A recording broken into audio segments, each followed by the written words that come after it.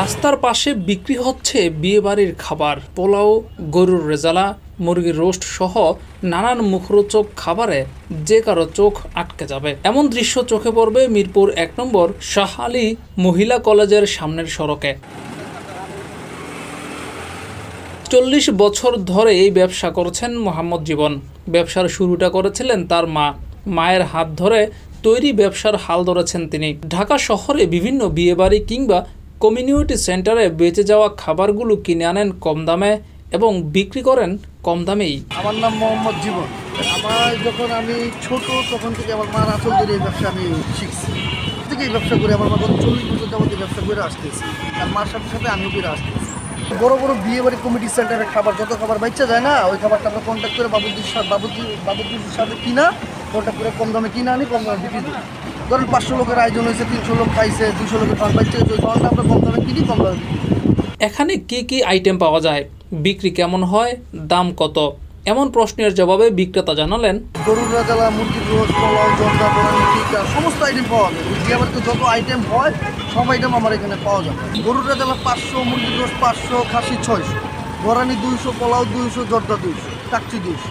এখান থেকে কেনা খাবার যদি কেউ সমস্যা মনে করে তাহলে কি ফেরত নেওয়ার সুযোগ আছে কিনা, এমন প্রশ্নে বিক্রেতা জানালেন, দেখা যাচ্ছে আপনি আইসেন, জিনিসটা খারাপ হয়েছে, আমি রিটার্ন নেই, কোনো জিনিস আমি খারাপ নেই না।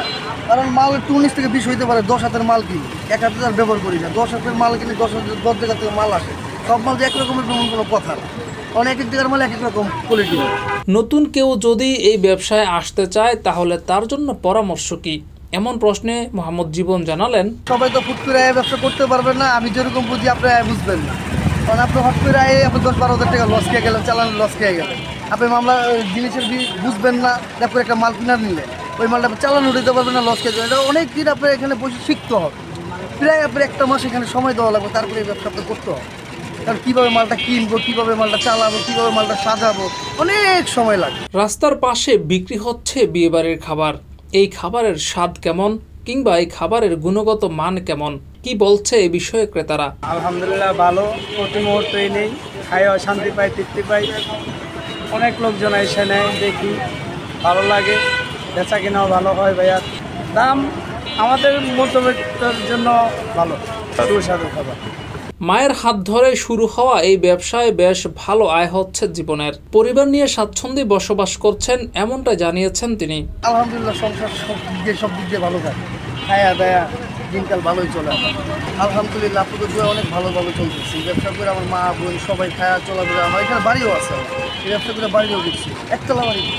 জিয়াউর রহমান, যুগের চিন্তা।